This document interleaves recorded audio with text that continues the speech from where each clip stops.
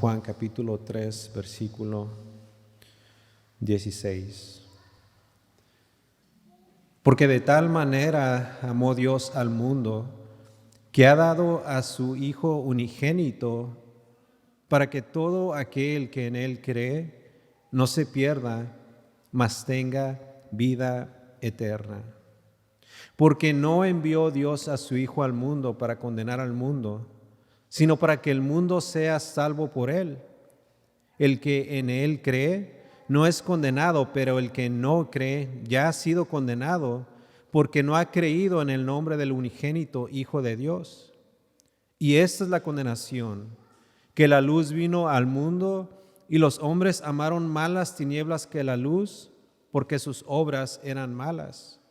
Porque todo aquel que hace lo malo aborrece la luz y no viene a la luz para que sus obras no sean reprendidas. Mas el que practica la verdad viene a la luz para que sea manifiesto que sus obras son hechas en Dios. Oremos, Señor. Nos rendimos ante tu santa presencia, suplicándote, Señor, que nos ayudes a por lo menos poner atención a tu palabra. Pues es exactamente así como cuando el profeta Moisés se presentó delante de ti en medio de esa zarza ardiente, en donde él se tenía que quitar sus sandalias, sus zapatos, porque el lugar donde estaba era lugar santo.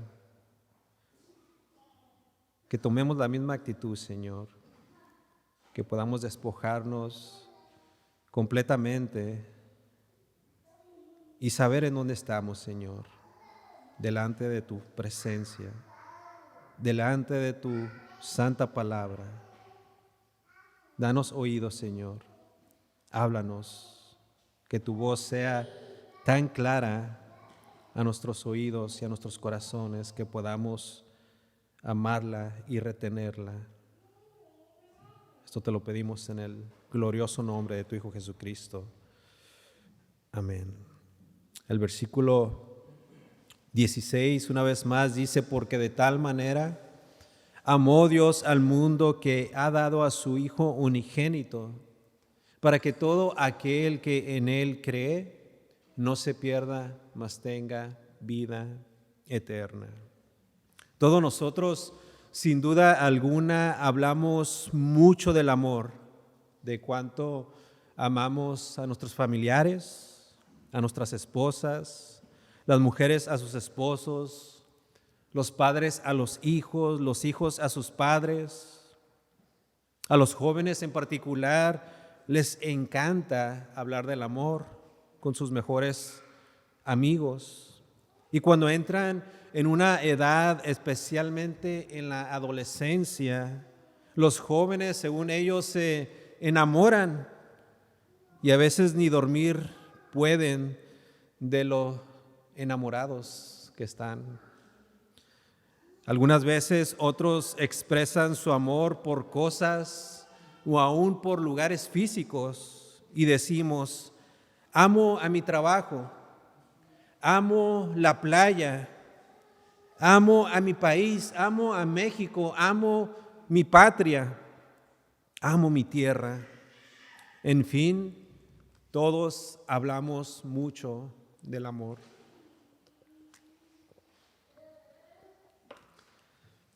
Pero como todo lo demás, el ser humano solamente tiene un solo aspecto del amor, de lo que es el amor, de lo que significa el amor. Y ese aspecto en su gran mayoría se enfoca en una sola parte del amor, y es en esto, en el afecto. Lo cual no considero que es totalmente erróneo, pues el afecto puede ser,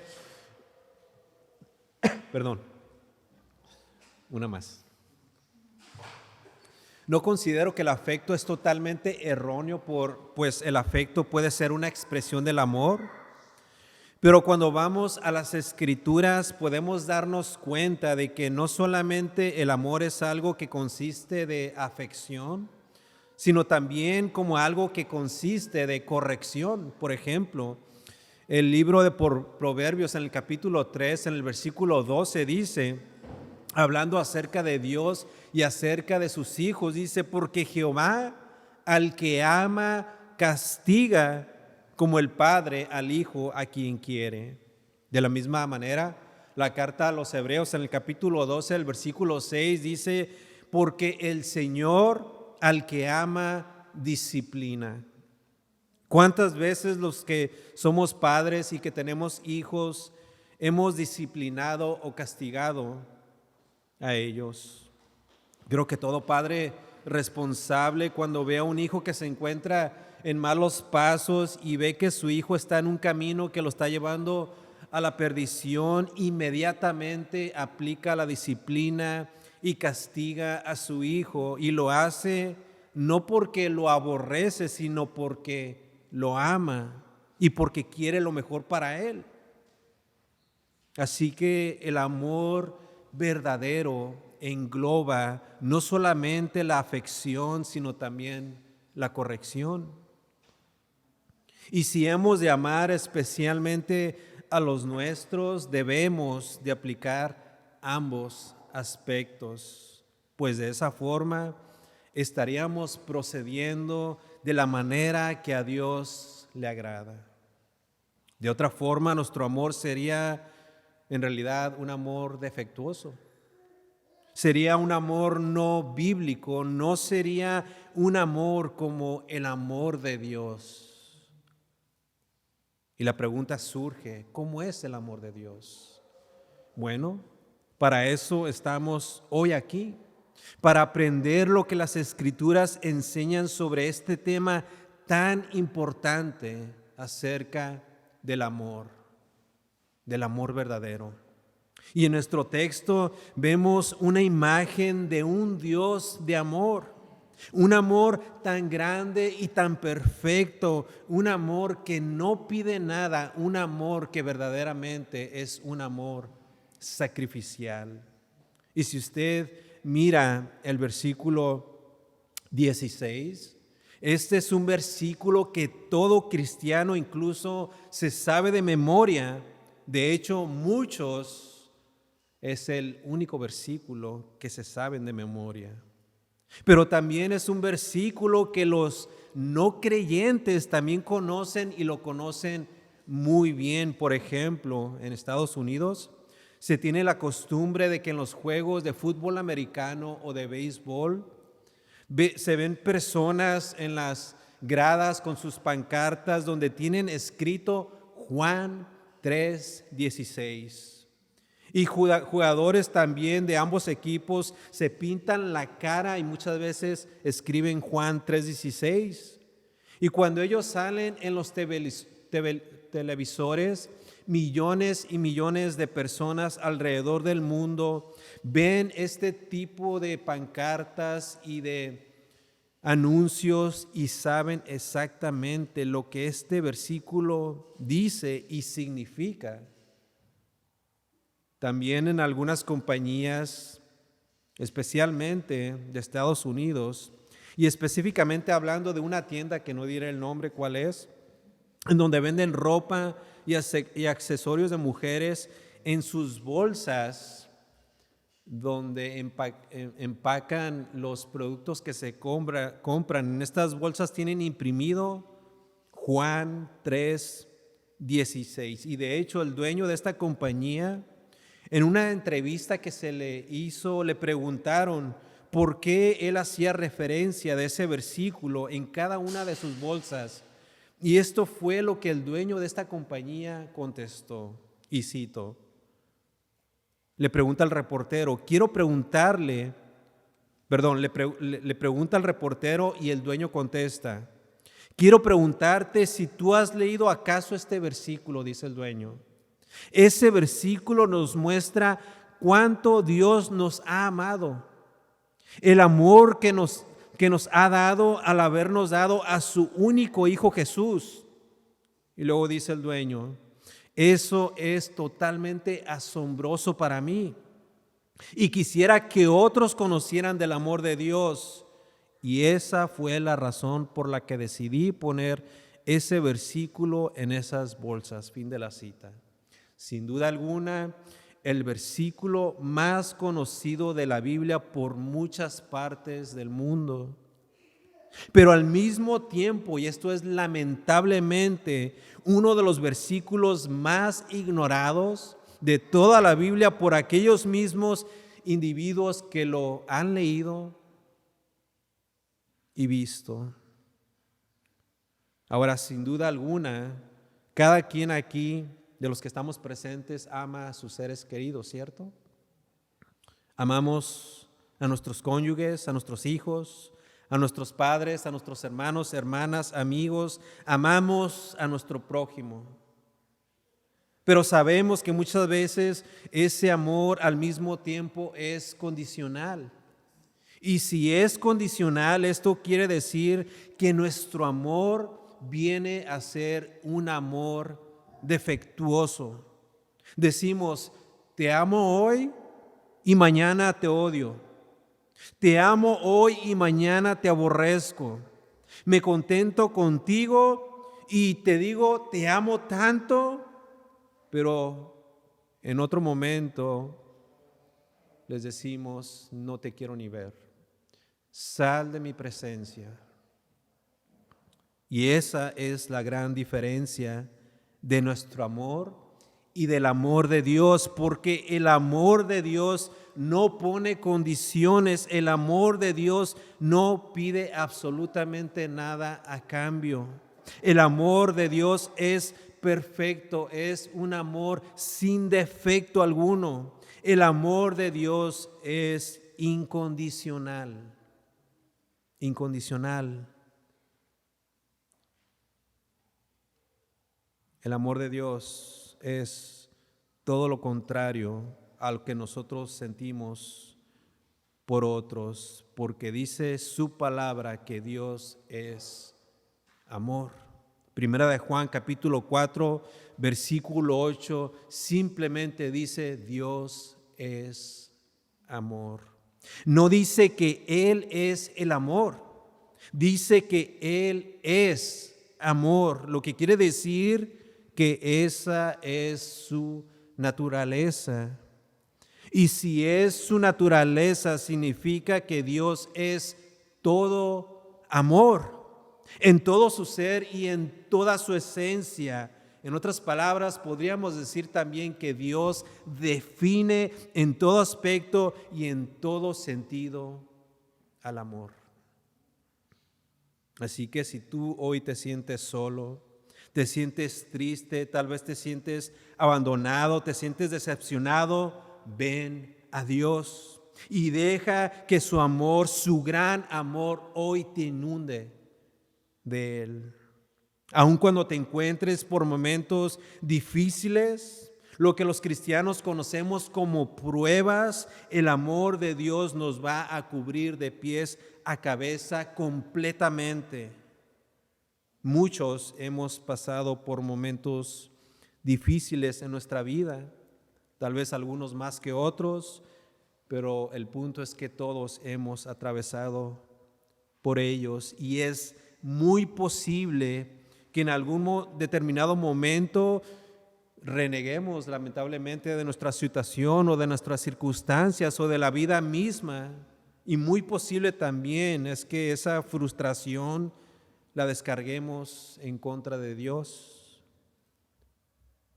Y tal vez nos sintamos como objetos de victimización, nos damos lástima a nosotros mismos y decimos, como dice una canción, nadie me ama, nadie me quiere, todos se han olvidado de mí y aún Dios, Pero qué atrevimiento es ese. El ser humano en su condición, así como la condición de Nicodemo, muchas veces es imprudente. ¿Cómo dijo el dueño de esa compañía? El dueño dijo, quiero preguntarte si tú has leído acaso ese versículo. Ese versículo nos muestra cuánto Dios nos ha amado. El amor que nos ha dado al habernos dado a su único hijo. Y eso, dice el dueño, es totalmente asombroso para mí. Y quisiera que otros conocieran del amor de Dios. Juan 3:16, porque de tal manera amó Dios al mundo que ha dado a su único hijo, hijo unigénito, para que todo aquel que en él cree no se pierda, mas tenga vida eterna. El texto no dice que Dios amó solamente a los creyentes. Dice, Dios amó al mundo. Y aunque sí creo firmemente que Dios ama a sus escogidos, la razón por la que no dice amó solamente a los creyentes es porque el amor de Dios por el creyente, por sus escogidos, era aún cuando estos se encontraban todavía en el mundo. Ahora, esta no es una declaración en general. Esto es, no está diciendo que Dios ama al mundo y que por esa razón los va a salvar, no. Esto nos enseña más bien que fue tal la condición del hombre en la que éste se encontraba. Esta era una condición totalmente deplorable, una condición totalmente devastadora, una condición caída y sin ninguna esperanza. Y eso fue lo que movió a Dios a amar al mundo. Y fue tan grande ese amor, pero tan grande, un amor como ni ustedes y ni yo conocemos, que Dios decidió en base de ese amor a enviar a su único Hijo. Por un momento reflexionemos en ese amor. El amor perfecto de Dios y lo magnificente que éste es. Porque aún, escuchen, aún nosotros siendo pecadores, Él nos amó. Nos amó. Romanos capítulo 5, versículo 8 dice, mas Dios muestra su amor para con nosotros en que siendo aún pecadores, Cristo murió por nosotros. Ese sí es un amor real, un amor verdadero, un amor genuino. No es un amor como el de nosotros, un amor bipolar. ¿Qué prueba más grande de amor podríamos nosotros necesitar? ¿Cuántas veces a las personas que tanto amamos nos han desilusionado en algún punto de nuestras vidas? Ahora, yo sé que estas personas tal vez nos aman, pero lo que tenemos que entender es que nunca, jamás, ese amor se comparará con el amor de Dios, porque el amor de Dios es único y es perfecto. Es un amor completo y es un amor que se extiende hacia el mundo, hacia toda persona de toda lengua y de toda nación. De hecho, su amor no es temporal ni tampoco es momentáneo. Su palabra dice que su amor es eterno. Eterno. No sé si usted recuerda una canción muy famosa por ahí en los años, me parece que en los 80s, que tenía el título de Amor Eterno. Y tal vez podríamos escuchar esta canción y decir, qué bellas palabras, qué bella melodía. Pero qué lejos de la realidad está esta canción y su lírica con el amor de Dios, porque el amor de Dios sí es eterno. Este amor se expande desde la eternidad pasada hacia la eternidad futura. Cuando no existía absolutamente nada, cuando no existía la creación, cuando solamente era Dios y solamente Dios por toda la eternidad, y Él ya amaba a su pueblo. En Jeremías capítulo 31, versículo 3, dice el Señor, con amor eterno yo te he amado. Y en el Nuevo Testamento Jesús le dice a sus discípulos en el capítulo 15 del Evangelio de Juan, en el versículo 9, como el Padre, comparando el amor de Él y con el Padre, dice, así como el Padre me ha amado, así también yo los he amado a ustedes. Y si el Padre y el Hijo son eternos, y el Padre siempre ha amado al Hijo, de esa manera les dice Jesús a sus discípulos, así también yo los he amado, o sea, por siempre, o sea, eternamente. Desde antes de que existieran los rayos del sol, desde antes de que las aguas de los mares fueran formadas, yo ya los amaba. Y así, amada iglesia, así es como Dios ama a sus hijos. Y es por eso que Él no nos pide absolutamente nada a cambio. Mas sin embargo vemos en las Escrituras que Dios lo dio absolutamente todo. Dio a su único Hijo y sin ninguna condición. Lo hizo por decisión propia, nada lo tuvo que mover a Él, nada, absolutamente nada, lo hizo de su propia voluntad. Y lo hizo porque Él ya te amaba eternamente. Al principio mencioné acerca del amor como una expresión de afección, pero también dijimos que no se trata solamente de afección, sino también hay una expresión de corrección.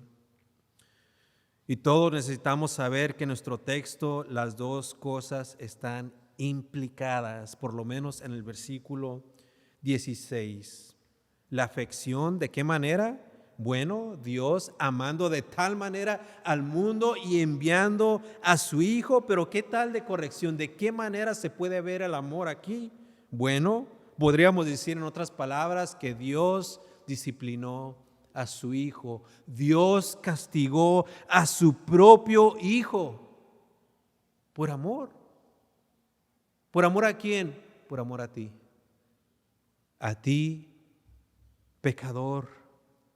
Juan el Bautista, al ver a Jesús, dice en Juan capítulo 1, versículo 29, he aquí el Cordero de Dios que quita el pecado del mundo. Cristo quita cada pecado, por más grande o más pequeño que éste pueda ser, lo quita y lo borra completamente. Pero ¿cómo es que Dios castigó a su Hijo? ¿Cómo es que Dios castigó a Jesús? ¿De qué manera? Lo castigó en la cruz, y Jesús en esa cruz tomó tu pecado y mi pecado y los pecados de todos aquellos que iban a creer en Él. Esto es lo que dice 1 de Pedro capítulo 2 versículo 24. Cristo mismo llevó nuestros pecados en su cuerpo sobre la cruz, y para eso envió Dios a su Hijo al mundo, para que cuando lo vieran, para que cuando supieran acerca de Él, acerca de su justicia, acerca de su bondad, acerca de su verdad, acerca de su persona y específicamente acerca de su santidad, pero ante todo acerca de quién Él es, acerca de su divinidad, para que lo vieran como tal y para que todo aquel que deposite su fe y toda su confianza en Él, dice el versículo 16, no se pierda, mas tenga vida eterna. ¿Qué prueba más grande de amor? No hay otra prueba de amor que pueda superar en ningún sentido a la prueba de amor de Dios por ti. No la hay, no existe y no la busques. La prueba está aquí y hoy delante de ti. Aquí está. Ese amor está disponible para todo aquel que está cansado y cargado por su propio pecado. Ese amor está disponible para todo aquel que está enfermo, para todo aquel que está en necesidad, para todo aquel que está en problemas y que está prácticamente hastiado de la vida de pecado que lleva.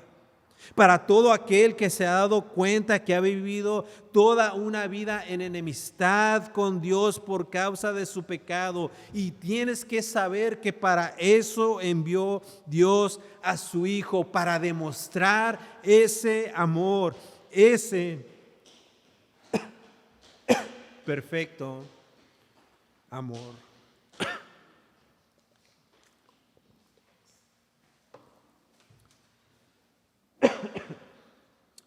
Y es por eso que vemos en el siguiente versículo, en el versículo 17, que dice esto: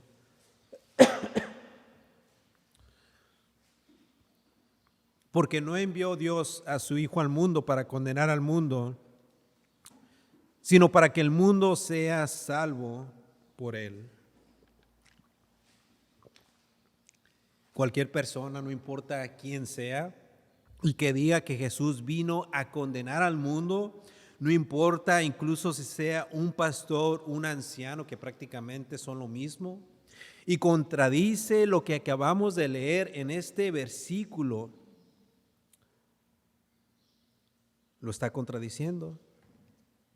Porque este versículo es claro: Jesús no vino a condenar a nadie, a ningún hombre, a ninguna mujer, a ningún joven, a ningún viejo. Él vino, como vimos en el versículo 16, a demostrarnos más bien el perfecto amor de Dios. No a condenar, sino a demostrarnos y darnos la prueba más grande de amor. Así que no hay prueba más clara y explícita de amor que el amor de Dios por medio de su único Hijo. La prueba de amor más grande muchas veces para muchos es tal vez decirle a su esposa: te amo. Tal vez ir a la tienda y comprarle una caja de chocolates, unas flores. Y para los que tienen una cuenta grande en su banco, tal vez un carro de último modelo, o tal vez ofrecerle varias tarjetas de crédito. Bueno, no estoy diciendo que esto está mal. Sin duda esas son muestras de afecto y de amor entre las parejas. Pero como mencioné, nosotros sabemos amar a nuestras parejas solamente cuando nos encontramos de buenas, pero cuando nos hacen enojar, olvidamos completamente ese amor. Muchas veces se convierten en nuestro peor enemigo y con la pura mirada las aniquilamos. Pero no es así con Dios. No es así con Dios. Él verdaderamente nos mostró la prueba más grande a todos nosotros aquí adentro y también los que se encuentran allá afuera. Y una vez más, y quiero recalcar en esto, para eso vino precisamente el Señor, para demostrar el amor de Dios. Él mismo, Jesús, demostró el amor a todos. Por eso cuando Él vio a ese joven rico confundido y perdido y afanado con sus pertenencias, dice el Nuevo Testamento que Jesús, mirándole, le amó. Marcos capítulo 10, versículo 21 dice: después de que el joven expresó su idolatría por el dinero, por el amor al dinero, dice el texto que entonces Jesús, mirándole, le amó. Y noten que este joven era un joven idólatra, un joven pecador, pero Jesús no lo condenó. Todo lo contrario, Jesús le amó, o sea, tuvo una gran compasión por este joven rico perdido y simplemente le amó. Le amó, a diferencia de nosotros que muchas veces respondemos de manera contraria en vez de sentir esa compasión que Jesús tuvo con ese joven, y en vez de amar a la persona que vemos y sabemos que está perdida, lo que hacemos es desecharla. Desecharla completamente, y no solamente eso, también la condenamos en ese mismo instante y le deseamos tal vez su pronta muerte, para que se vaya, decimos, al lugar que le corresponde, o sea, al infierno. Hacemos y emitimos juicio, algo que solamente a Dios le pertenece, y no le damos la oportunidad de que ellos vean y conozcan el Evangelio. No le damos la oportunidad de que Cristo resalte en nuestras vidas. Pero noten lo que dice el texto: porque no envió Dios a su Hijo al mundo para condenar al mundo, sino ¿para qué? Sino para que el mundo sea salvo por Él. Pero simplemente nosotros no podemos, fallamos en esta área muchas veces, y en vez de amar a esas personas, las condenamos. Quisiera que hiciéramos un ejercicio mental. Pensemos en nuestro peor enemigo. Y tal vez alguno de ustedes dirá: yo no tengo enemigos. Bueno, entonces piense en esa persona que no le cae muy bien, aquella persona que tal vez usted no soporta, o aquella persona que muchas veces le hace la vida de cuadritos.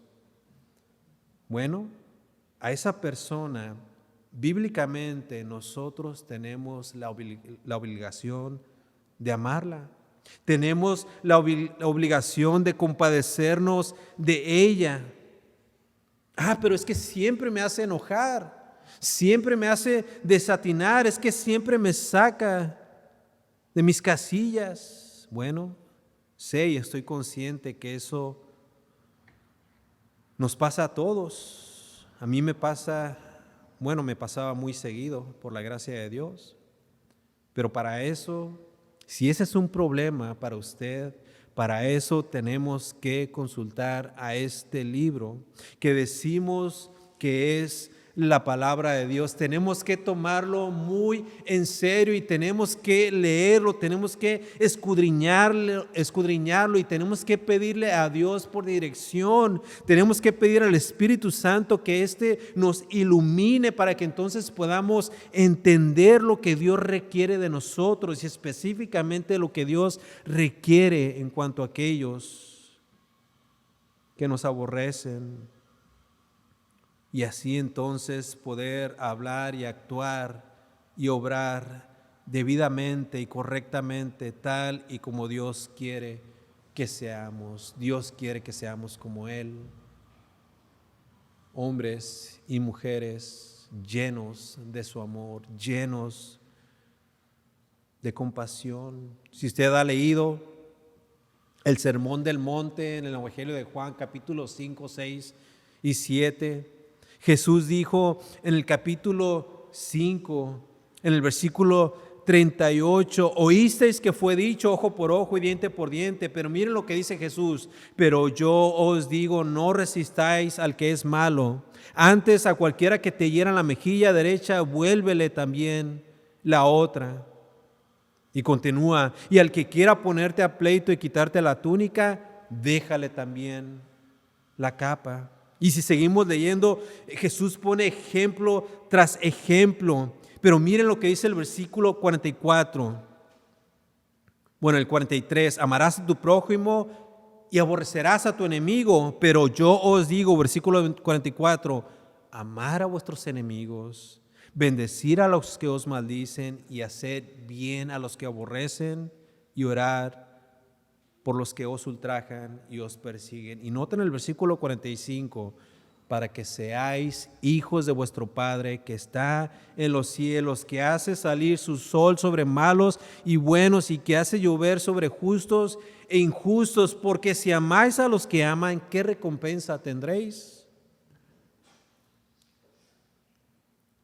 Y el versículo 48 dice: sed pues vosotros perfectos como vuestro Padre que está en los cielos es perfecto. Dios es perfecto y es por eso que su amor es perfecto también. Dios define en su totalidad lo que es el amor, y en vez nosotros de rendir cuentas con nuestras propias manos, es mejor, mucho mejor, aunque tal vez no nos guste o se nos haga difícil y casi imposible de realizar. Nuestra respuesta a este tipo de situaciones siempre tiene que estar alineada bajo el marco de la palabra de Dios, así exactamente como Cristo lo hizo. Cristo no vino a condenar, no, Él vino a salvar a los perdidos,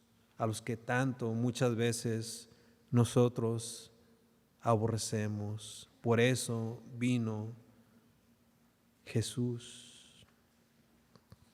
Así que creo verdaderamente que este es tiempo de reflexión y de meditación. Creo que Dios hoy quiere moldear nuestro carácter a su perfecto carácter.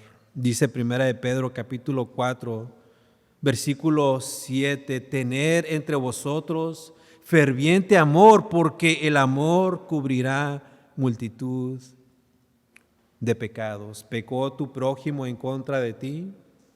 Si tú tienes el amor de Dios, ese amor, ese perfecto amor, entonces hará dejar pasar por alto ese y todos los pecados que tu prójimo cometió en contra tuya.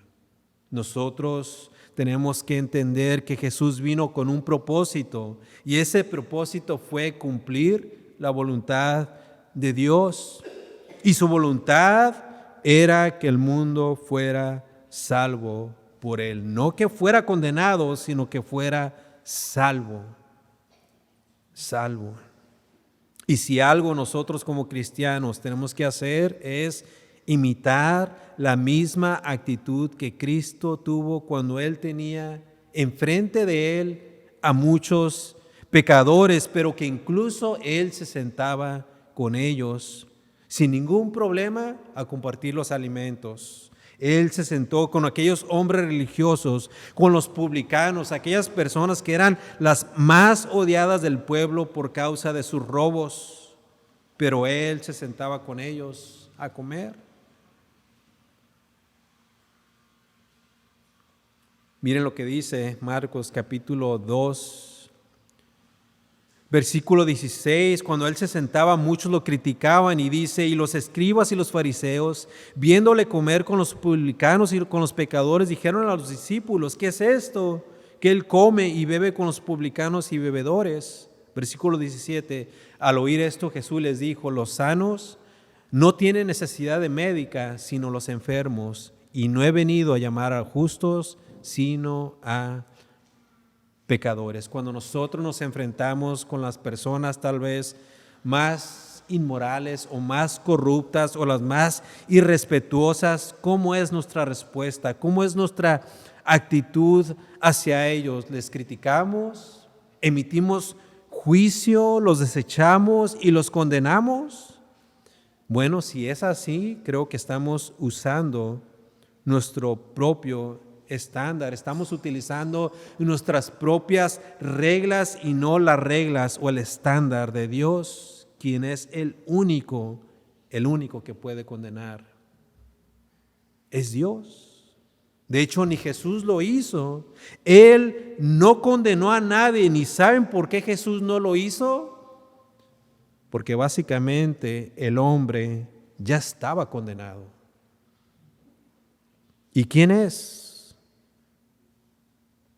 el que se considera condenado? Bueno, la respuesta es muy sencilla. El que ya está condenado es aquel que no cree en Cristo Jesús como el Mesías.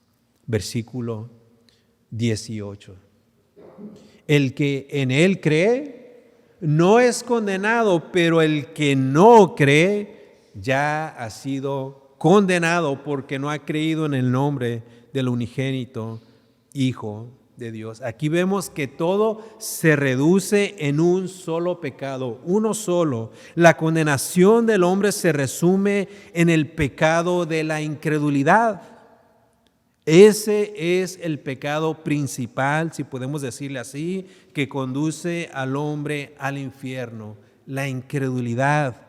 O sea, la ausencia de creer en Jesús tanto como Señor y Salvador.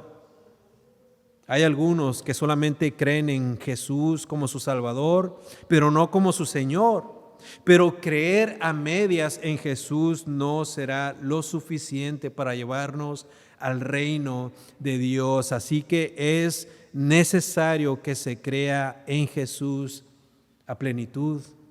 De otra manera viene la condenación. ¿Y cuál es la condenación? Versículo 19.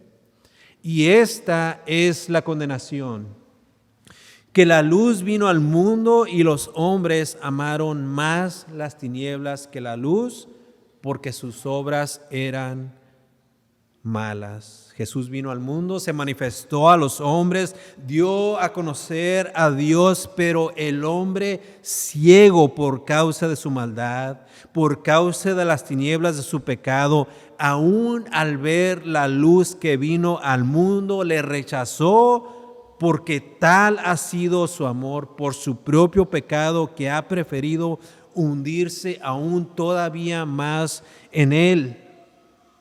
Y algunos podrán decir que creen en Dios, que aman a Dios, que creen en Jesucristo, pero con sus acciones dicen todo lo contrario. Pero en el versículo 20 vemos que se nos dice esto. Porque todo aquel que hace lo malo aborrece la luz y no viene la luz para que sus obras no sean reprendidas. O sea que estos hombres no quieren, prefieren seguir cometiendo actividades ilícitas, prefieren continuar en las tinieblas que los tienen prácticamente en prisiones de oscuridad y atados a su propio pecado. Así que ellos no creen verdaderamente, no creen en Cristo Jesús. Y esto quiere decir que ellos aún no han sido investidos con la luz poderosa de Jesucristo. Versículo 21, nuestro versículo final. Mas el que practica la verdad viene a la luz para que sea manifiesto que sus obras son hechas en Dios. Aquel que viene a la luz, esto es voluntariamente, siempre, pero siempre hará frutos dignos de arrepentimiento. Porque ahora ellos ya no aman más su pecado, ahora lo detestan, ahora lo aborrecen, porque ahora saben que la luz que es Jesucristo los ha sacado completamente de la oscuridad en la que antes se encontraban. Y es por eso que ahora, hoy en día, en tiempo presente, practican la verdad. Aman la verdad, hacen obras buenas, obras de justicia, obras que glorifican a Dios, viven en la luz, conocen la luz y permanecen en la luz. Efesios capítulo 2, versículo 10 dice, buenas obras, para esto nos salvó Dios, para buenas obras, las cuales Dios preparó de antemano, para que anduviésemos en ellas. O sea, que para el creyente, para aquel que ha puesto su plena confianza en Cristo Jesús, ya no hay nada que esconder y ya no hay nada de que avergonzarse, sino hay más bien mucho que dar a conocer, porque la luz ahora vive dentro de ellos y se puede manifestar, se puede expresar de una manera visible. Versículo 21. Mas el que practica la verdad viene a la luz para que sea manifiesto que sus obras son hechas en Dios. Así que Dios o Jesús no vino a condenar, a nadie, incluyendo los que están aquí presentes y que todavía no vienen en fe y en arrepentimiento. Él vino a salvarte. Y la pregunta es, ¿creerás verdaderamente en Él? ¿Creerás que Dios en su infinita gracia y en su infinito amor envió a su Hijo por amor a ti?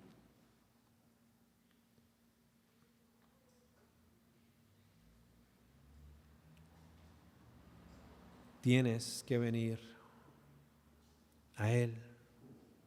Tienes que creer en Él. Verdaderamente Él vino y pisó con sus pies en esta tierra y caminó en esta tierra.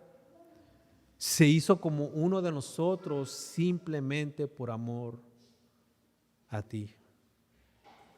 Versículo 16, porque de tal manera fue tan grande el amor que Él tuvo para con el mundo. Porque de tal manera amó Dios al mundo que ha dado a su Hijo unigénito, para que todo aquel que en Él cree no se pierda, mas tenga vida eterna. El amor de Dios es condicional, pero hay, podríamos decir, una pequeña cláusula: tienes que creer. Dios no te va a forzar. Tienes que creer voluntariamente, tienes que rendirte ante Él. Y una vez que tú hayas creído, vas a recibir ciertamente la vida eterna en Cristo Jesús. Recuerda, Él no vino para condenarte. Tú ya estás condenado. Y si mueres en esa condición, vas a ir al infierno. Y es por eso que Dios, en su amor, te da a su Hijo para que tú lo tomes y le creas y vivas y mueras incluso por Él. Porque de tal manera amó Dios al mundo que ha dado a su Hijo unigénito para que todo aquel que en Él cree no se pierda, mas tenga vida eterna. Oremos. Señor, gracias por tu palabra y gracias por recordarnos, Señor, acerca de ese amor tan grande y tan vasto, un amor que ni siquiera podemos comprender, mas sin embargo lo creemos por fe. Sabemos, Señor, que ha sido tan grande y sabemos, Señor, que ha sido así porque tú nos has amado incluso cuando hemos pecado en contra de ti.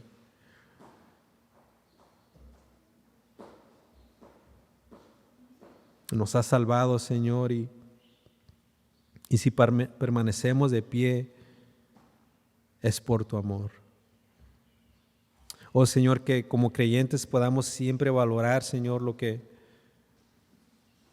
tú sientes por nosotros, por ese amor tan perfecto y tan grande. Que nunca olvidemos, Señor, que es uno de los regalos más grandes que como hombres pecadores hemos de recibir. Y que por ese amor, Señor, nosotros podamos vivir a la luz de ellos, Señor, y que ese amor se pueda expresar también en nuestras vidas, comenzando por amarte a ti también, obedeciéndote, siguiendo tus caminos, Señor, pero también hacia con los nuestros familiares, amigos, pero incluso aún para tener amor hacia con nuestros enemigos, porque esa es la manera, Señor, como demostramos ser verdaderos discípulos tuyos, demostrando nuestro amor y perdonando a aquellos que nos ofenden. Oh Señor, que tú salves hoy en base de tu amor, Señor, en base de el evangelio de que Cristo vino a morir por pecadores. Que hoy sea el día de salvación, Señor, y que sea tu Espíritu el que convenza de pecado, de juicio y de justicia.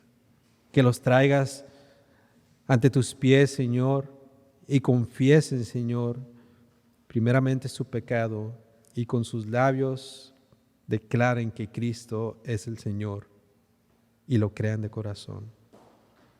Te lo pedimos, Señor, en el nombre de Cristo Jesús. Amén.